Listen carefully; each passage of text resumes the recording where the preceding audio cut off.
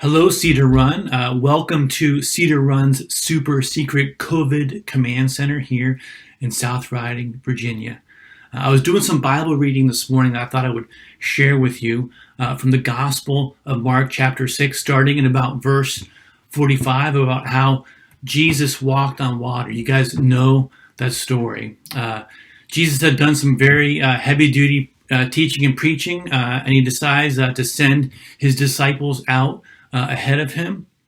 So he says, hey, let's get out of here. He sends them out on the boat and he tells them, I'll catch up to you guys later. So he dismisses the crowd and shakes some hands. Bad social distancing, I know. But he dismisses the crowd and he goes to pray while the disciples are on their way crossing the lake in the boat. So the disciples, they get out to the middle of the lake and the wind starts to pick up and they're pulling as hard as they can. They're probably wearing themselves out, not getting very far. And Jesus sees this all happening. He says, hey, let me catch up to these guys. So he heads out to the middle of the lake to meet them on foot. So you know the story. He's walking on water. So he's about to fast walk right by them. High knees and elbows. I can imagine that he's got a couple of 5-pound weights in either hand. This time he's practicing social distancing even while he's exercising. So good for you, Jesus. But the disciples, they see him and they say, oh my gosh, he's walking on water. So they're already freaked out about the wind and the waves. Now they see Jesus. This must be a ghost. So Jesus sees this, he goes over to them, he gets in a boat with them, and the wind immediately dies down. And they're amazed. They're like, wow, I can't believe this. And here's just a few quick things that I noted about the passage when I was reading it. The first is this, is that despite being the people closest to Jesus and knowing him better than anyone else, they never missed a sermon, did they? But they forgot about him when things got tough. So just in the paragraph prior, they just watched him feed 5,000 people with some kid's PB&J out of his lunchbox. And the passage says they had not understood about the loaves. They didn't get it. Look, God has this miraculous ability to provide for us. And we live in the United States, Northern Virginia no less, the most provisioned place in the history of humanity. And we're still freaking out a little bit. I find myself freaking out.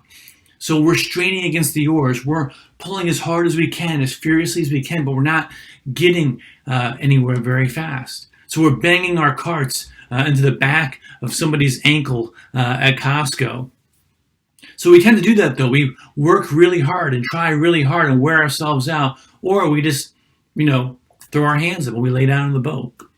We don't want either of those extremes. We want to find that middle ground. So by all means, we want to provide for our family, but we also want to be loving. So a lot of this is about loving our neighbor. And when you're hoarding things from the store, you're not loving your neighbor appropriately. So the second thing I thought of this morning was we got to let Jesus get back into the boat. Now, sometimes we can get a little bit out in front of Jesus, can't we? And we leave him back on shore. Sure. And you know what? Jesus told them to go out ahead of them. He sent them out. Sometimes, maybe he's like helping them grow, testing them. But you know what I really think? I honestly think he just wanted to see what would happen. So, of course, they did what we would do. They freaked out. Now, as a Christian, when your 401k tanks or something like that, some big disaster, you take a 30% drop in the market, you're thinking about your retirement, it can be easy to forget what life is really about. That's not what it's really about. We're going to be diligent about those things, but we have to remember the most important thing. It's the presence in our lives that helps us keep the waves and the wind down, or at least our response to them. And that presence is Jesus. So like in that same story, there's a different version where you guys have heard about this, where Peter walks on water too. He walks toward Jesus. He says, I can do this. And he takes his eyes off Jesus and he begins to sink. So remember, the one who provides for us spiritually and eternally, and who loves us despite the fact that we sometimes pull too hard. Remember Jesus. Get him back into your boat during this COVID crisis. He is the one that's most important to us. He loves us unswervingly. And the last thing I thought of this morning was this. Let's get to the other side. because we're going to get to the other side. When Jesus is finally back in your boat, it's only then that we can take that deep breath and we can remember who really has our souls in his hands. So when this all goes away, you can still be secure in him. You can be secure in him now. You'll be secure in him on the other side of this. So we can be secure enough to stop worrying so much and stop pulling so hard on those oars. And we can begin to pull on those oars for others, to start serving others, to begin loving our neighbor, because there will be an after. And it says right in verse 53 that as soon as they got to the other side, the people recognized Jesus. Will people be able to recognize you as one of his?